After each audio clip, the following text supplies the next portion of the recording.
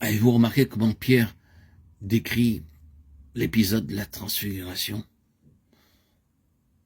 Il s'exclame, nous avons été témoins de sa majesté. Sa majesté. Ce monde n'a-t-il pas besoin de l'impact de la majesté du Seigneur Jésus? Il devrait en être ainsi. Il dit encore, nous vous avons fait connaître la puissance et la présence de notre Seigneur Jésus-Christ. Je suis désolé que cela n'ait pas été traduit pour ne pas dire jamais par présence au lieu de venue.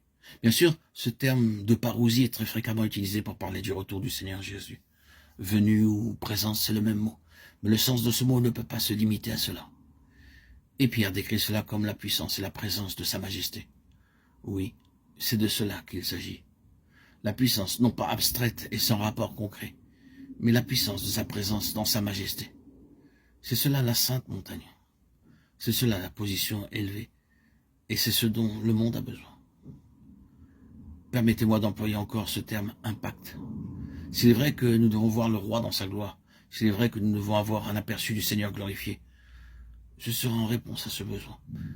Et jamais il n'y aura d'impact sans que nous l'ayons vu comme le Seigneur glorifié. Il est la réponse pour satisfaire chaque besoin.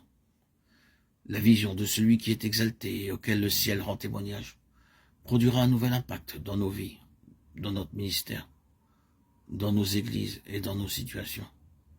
Votre cœur et le mien n'aspirent-ils pas à ce qu'il y ait une restauration de l'impact de l'Église sur ce monde? Et cet impact ne serait autre chose que la majesté de la présence du Seigneur Jésus-Christ.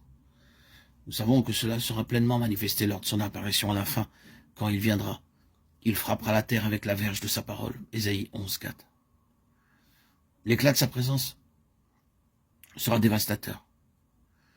Pour le mal, il n'y a aucun doute que quand cette présence, cette parousie aura lieu, il y aura un impact. Nous désirons cela et nous prions pour cela. Mais cette expression n'est pas employée seulement pour ce temps-là, mais aussi pour d'autres situations et en différentes occasions.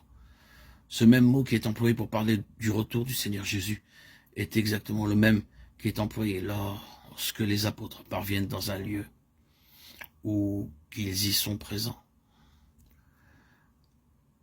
1 Corinthiens 16, 17 et 2 Corinthiens 7, 6. Il est aussi employé pour le Seigneur Jésus dans ce même sens, sur le mont de la transfiguration. Il est venu dans le sens de sa présence dans la gloire. Maintes fois il s'est présenté lui-même et chaque fois il y avait eu un impact préfigurant sa grande et finale présence dans la gloire. C'est saisissant, n'est-ce pas, que Pierre, lors de cet épisode du monde de la transfiguration, emploie exactement le même mot qui se rapporte à la fois à la présence du Seigneur et au retour du Seigneur.